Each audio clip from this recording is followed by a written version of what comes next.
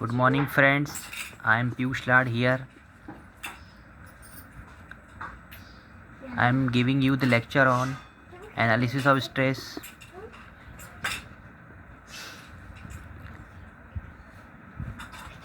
In the previous lecture, we have discussed the stress component and different arbitrary surfaces. Here, I have considered one arbitrary surface subjected to different forces F1, F2, F3 and F4 so on acting on it. Suppose we have considered one face, this one, having a small elemental area delta A subjected to the force delta F acting on it, having one normal n on the face xy, means one face I have considered of this arbitrary surface.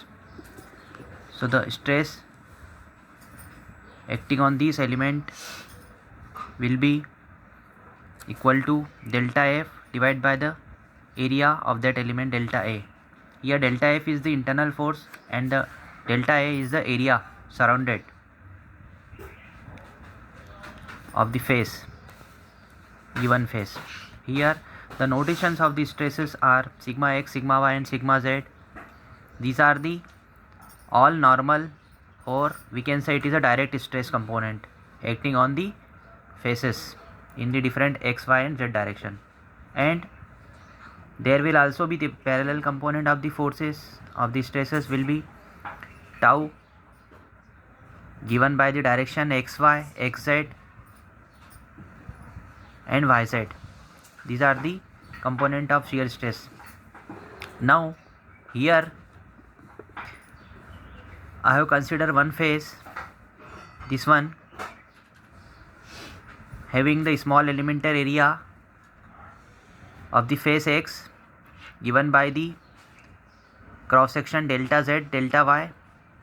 The area of this small element will be delta y cross delta z subjected to three forces delta fx, fy and fz in all three directions. So the stresses component on this face in xyz direction will be delta fx by delta ax, delta fy by delta ax, delta fz by delta ax. These are all the component of direct stress. Similarly, in all, if we talk about, here we have talk about the x phase. Similarly, if we talk about the y phase and z phase, we will get all the other 3 and other 3, total 9 stress component. So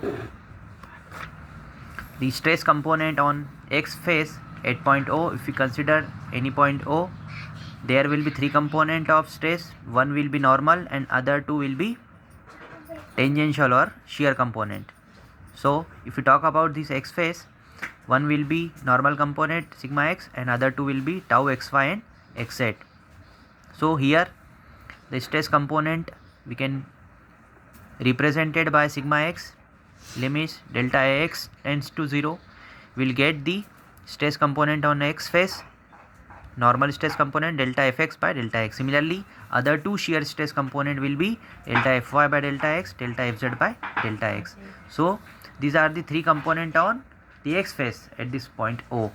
If we talk about the y phase and z phase, on the y phase again we will get the 3 component, sigma x in place of sigma x we will get sigma y, tau yx, tau yz.